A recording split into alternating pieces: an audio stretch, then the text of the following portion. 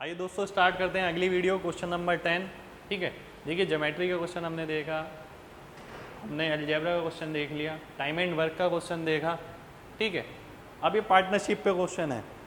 देखिए सारे मैं डिफरेंट टॉपिक पे क्वेश्चन स्पेशली लिए हैं। मैंने स्पेशली क्यों लिए हैं, जिससे आप ये समझ सके हर जगह हम कुछ ना कुछ करके टाइम बचा सकते हैं। यानी स्टार्टिंग में मैंने एक बात बोली थी, मेंस की वीडियो अगर आपने देखी हो उसके अंदर मैंने एक बात बोली थी, अगर आपके 500 से 600 सेकंड बच जाते हैं तो आप लीड ले लेंगे 8 से 10 क्वेश्चन की दूसरे से।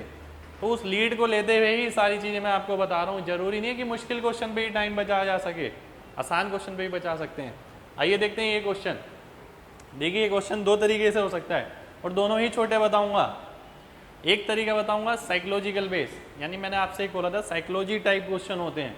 ठीक है, और ये मेरा एक्सपीरियंस पे बेस है। देखिए आप इस चीज़ को वेरीफाई कर सकते हैं, कोई भी बुक उठाइए उस चीज़ को देखिएगा कि इस टाइप में जैसे सर ने बोला है वैसा क्वेश्चन आता भी है पेपर में या नहीं आता है, ऐसे ऑप्शन आते भी हैं या नहीं आते हैं।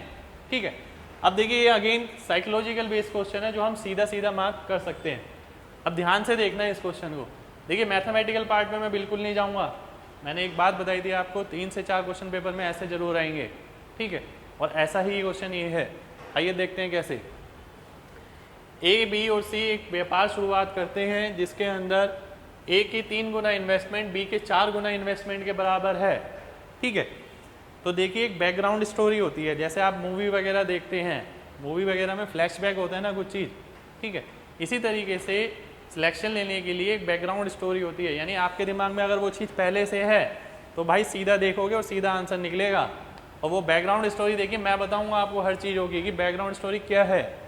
अब देखते हैं इसी क्वेश्चन को। देखिए कोई भी क्वेश्चन ऐसा दे रखा हो जिसके चारों ऑप्शन एक जैसे लिखे हों।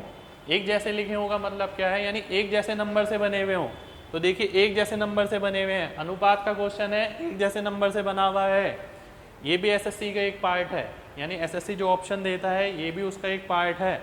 मैंने ऑप्शंस की स्टडी करी है कि ऑप्शन इस तरीके से देता है।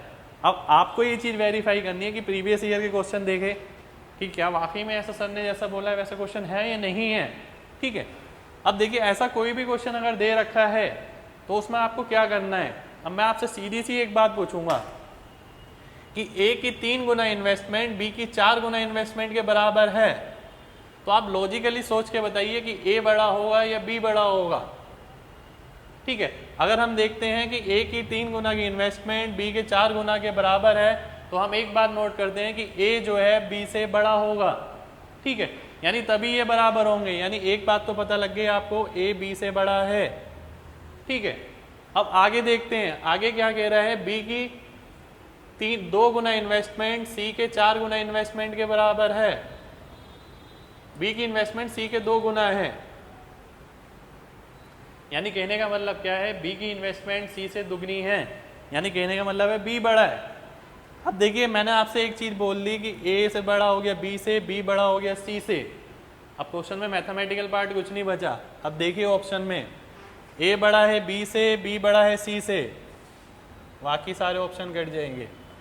यानी अगेन आपने क्या देखा, मैथमेटिकल रोल कुछ नहीं था इसके अंदर, सिर्फ साइकोलॉजिकल रोल था। अगर आपने पहले से ऐसा पता है तो ही ऐसी चीज दिखेगी, नहीं तो देखिए वैसे सपने नहीं आएंगे पेपर में।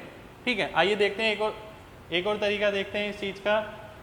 ठीक है, अब देखिए एक और किस तरीके से होगा, दूसरा तरीका हम देखते हैं। अगर मैंने एक बात देखी यहाँ पर, ए की 3 गुना इन्वेस्टमेंट बी के 4 गुना इन्वेस्टमेंट के बराबर है।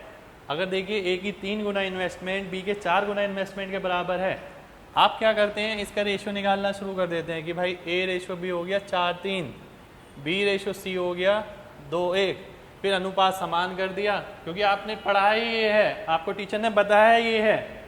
तो देखिए अगर आप पेपर में बैठते हैं और इस तरीके से काम करेंगे तो आप मेरे को ईमानदारी से सोच के बताइए कि दूसरे से आप आगे कहाँ निकले। ठीक है, तो देखिए मैं आपसे कहूँगा इस पर काम नहीं करना इतना। अगर मुझे पता है ए की 3 गुना इन्वेस्टमेंट बी के 4 गुना के बराबर है तो ए और बी का अनुपात क्या हो जाएगा, 4:3 हो जाएगा। तो मैं आगे काम ही नहीं करूँगा ना, मैं ऑप्शन देखता हूँ सीधा, क्या मेरे को ये 4:3 दिख रहा है, नहीं दिख रहा है, 4:3 दिख रहा है, नहीं दिख रहा है, 4:3 दिख रहा है, नहीं दिख रहा है, 4:3 दिख रहा है, तो यानी डी ऑप्शन आंसर हो जाएगा। यानी दोनों ही तरीका आप ये देखेंगे, दोनों में पेन यूज नहीं होगा अगर आपको पहले से पता है तो देखिए मेरी क्लास जो आप करते हैं तो उसका एक इम्पोर्टेंट पार्ट है बैकग्राउंड स्टडी। तो बैकग्राउंड स्टोरी में आपको जो चीज़ बताऊंगा उससे क्वेश्चन आसान लगेगा। आइए देखते हैं नेक्स्ट क्वेश्चन।